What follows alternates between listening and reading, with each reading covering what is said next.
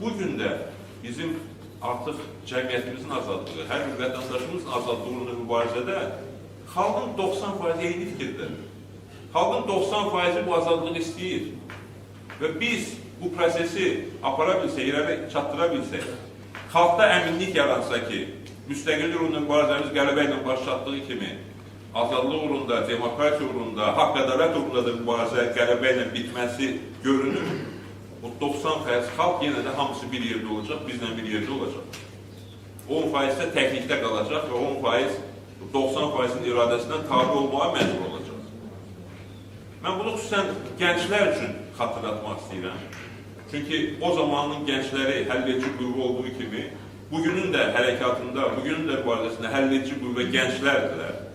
Çox şey, həlledicilər onlardan asılıdır.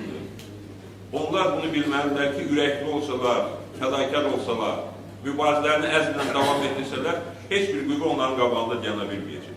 Heç bir qüvvə tarixdə xalqların qarşısında dayana bilməyib, xalq iradəsini, milli iradənin qarşısında dayana bilməyib.